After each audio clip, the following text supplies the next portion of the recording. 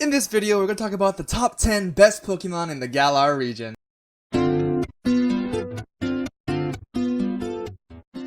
Hello everybody, what's up? BraddahKahuutz is back, and our first adventure to the Galar region is coming to an end. In the last video we posted, it was us catching Eternatus and becoming the Pokemon champion. Now, I don't know, I'm still not sure if I want to post the post game or not, when we take on the Galarian Kings and catch the legendary Pokemon or not. I still might, but I don't want that to get in the way of bringing you guys more sweet quality content.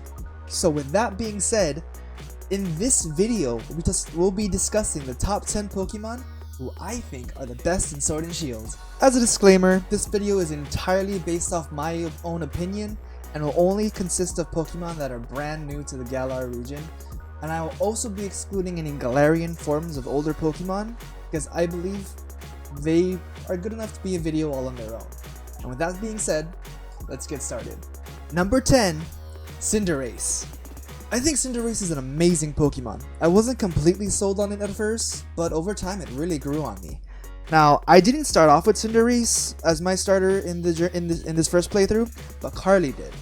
And I really did feel like I was there with her, like watching her Score Bunny grow from this cute little athletic child all the way to a very strong and powerful like rabbit bunny thing. And you know, based on its design and its look, it's a really good Pokemon in my opinion. I also really love their signature move, Pyro Ball.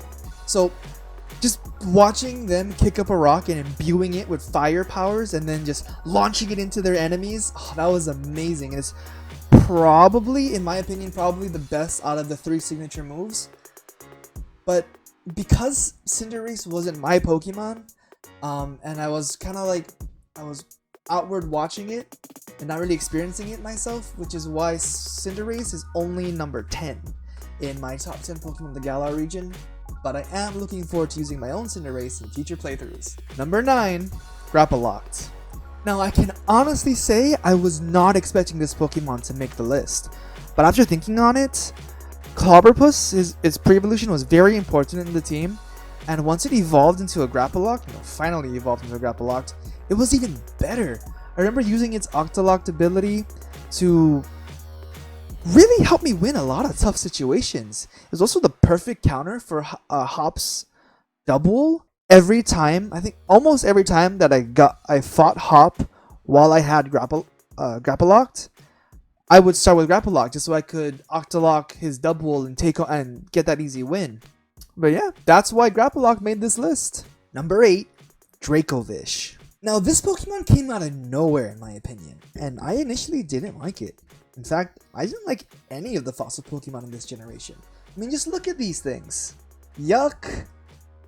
However, Dracovish is different for one reason, and one reason only: how good it is in competitive. The reason why Dracovish is so good in competitive is for its signature move, Vicious Rend, coupled with its ability, Strong Jaw. Yep. So, if we take Vicious Rend, which is a biting type move, have it have the ability Strong Jaw, and slap on a Choice Scarf with this thing because Vicious Rend doubles its base power if the user goes first, this becomes a monster in competitive. I've actually put in a lot of effort to get a very good Dracovish for this reason. I found one, I put in a lot of fossils, resetting, try and get a good one. I got it to level 100 to give him the last bottle caps that it needed. And it's just been wrecking shop for me. Honestly, put this thing on your team and watch how good it'll sweep for you. It is amazing. It's still ugly though. Number 7, Toxtricity. Now, I absolutely love this Pokemon. And when I first encountered it in the daycare, I already knew it was going to be a great Pokemon. I took it with me everywhere. I had the low-key form, and I honestly think it's better than the amped form. But both are pretty solid, which is why Toxtricity made this list. Now, I honestly think Toxtricity has an amazing concept, being the first Pokemon to change its form, to have a different form based on its ability, and couple that with its unique typing being a poison electric type, just really set up Toxtricity to be a great Pokemon right from the beginning. Now, I still don't know what happens if you feed Toxtricity a mint, But if any of you out there wants to test that out and let me know, I'd super appreciate it. Number 6, Frostmoth. So Frostmoth is one of those Pokemon that I never got a chance to use in the game just because of how late you find it. However, I love this thing nonetheless. Just this thing looks so majestic, and its shiny coloring makes it even better. So my favorite color is green, and adding this green tinting to Frostmoth's shiny form blew my mind. Now, I am looking forward to using it competitively and other stuff, and I think, hands down, Frostmoth is my number 1 bug-type Pokemon. However, it still has some competition for the ice typing. Number 5, Dreadnought.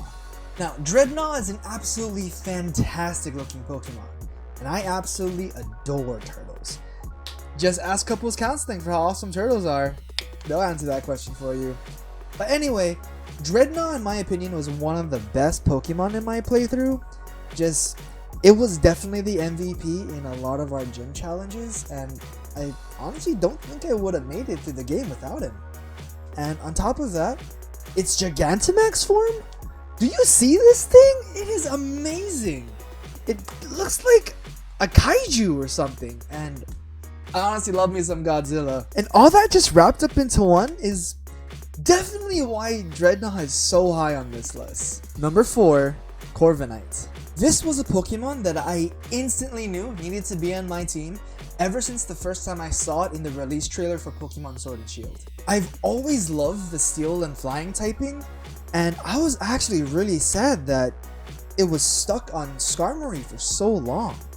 But having Corviknight come and take this typing out of obscurity and put it in the limelight where it belongs makes me so happy. On top of that, Corviknight's hidden ability is Mirror Armor that reflects any status changing moves to the Pokemon that caused it. And I am super excited to be using this effectively. In competitive and everything, I already have a Corviknight set all ready to go, and it's honestly really propelled to probably be one of my favorite Pokemon overall. And my little Edgy that came with me throughout pretty much my entire journey put in so much work throughout the entire game that I have no choice but to put Corviknight so high on my list of best Galarian Pokemon.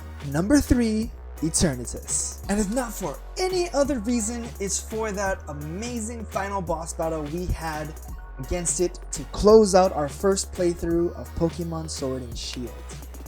And honestly, this thing is no slouch when it comes to battling either.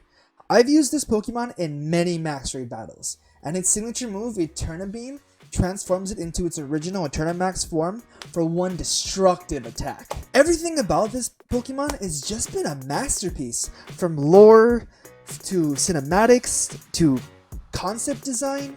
It's just an amazing Pokemon, and definitely deserves the 3rd spot in my top 10 Galar list. Now, number 2 is a tie between 2 Pokemon of legendary proportions.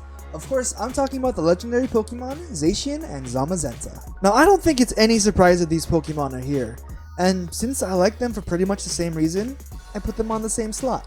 The amount of lore that these two added to the story was absolutely amazing, and fighting side by side with them during the final battle against Eternatus is probably one of my favorite moments in this game. Definitely remind me of some Final Fantasy fights that I've done in the past. On top of that, their signature moves being Behemoth Blade and Behemoth Bash are just an amazing cinematic to watch. Plus, they are significantly better to take down Gigantamax Pokemon in max raid battles. Such a great Pokemon to use. They also look super amazing. From their Heroes of Many Battles form to their Crown form, it's just an amazing concept, and I think designers did a great work on them. Also, the way that we got them to join the team, going through the post-game and dealing with all those battles is probably one of my favorite legendary missions in all of Pokemon. And that is why Zacian and Zamazenta have earned number 2 in my favorite Pokemon in Galar. Now, before I reveal my number 1 Pokemon, and those of you who watched my gameplay probably already know who it is, I have some honorable mentions. Now, these Pokemon made it pretty high on my list, but had 1 or 2 things that just made them lower than the other Pokemon. These Pokemon are Appletun, Dragapult, and Copperajah.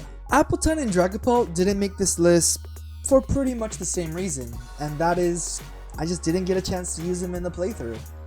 Now, I think they're amazing Pokemon, they look super cool, they're Dragon type, but I just didn't get a chance to form a bond with any of them. And I'm sure in the future that they have a very serious chance of taking one of the spots. But for now, they're going to be stuck in the honorable mentions. Now, as for Caparaja, I think this thing is an absolute beast. I honestly love this Pokemon. And on top of it being based on the second best land mammal in existence, Rhinos being number 1 of course, I thought it was a really worthy opponent against the battle with Chairman Rose. And the only reason why it's not on this list, other than the fact that being the same as Appleton and Dragapult that I didn't get a chance to use it, is its horrifically ugly Gigantamax form. I mean, look at this thing! It ruins the Pokemon, in my opinion! And it's such a bummer! This thing has haunted my Poke nightmares. And I really wanted to like this Pokemon, but I just can't. Lastly, my number 1 Pokemon is, drumroll please, that's right, it's Rillaboom. Rillaboom is my favorite Pokemon from the Galar region. From our humble beginnings of choosing it as a Grookey to leveling it up all the way to a majestic Rillaboom, there is no doubt in my mind that Rillaboom is my favorite Pokemon from this region. Now, its signature move, Drum Beating, channels the power of nature to attack its foes, and for any of you who know what my favorite class in D&D is, it's the Bard. And that's essentially what Bards do. They play music, they channel magic, and they win. That's everything good about Rillaboom. So I have a special connection with that Pokemon for that reason alone. But on top of its signature ability being amazing, on top of it, so I've wanted a proper gorilla Pokemon for a very long time. And the fact that we got it as a starter made it even better. I named my Rillaboom Pono, which in Hawaiian means righteousness, and this Pokemon definitely embodied that name, being the righteous drummer, taking on the evilness of the darkest day. It was such a great Pokemon to have with me.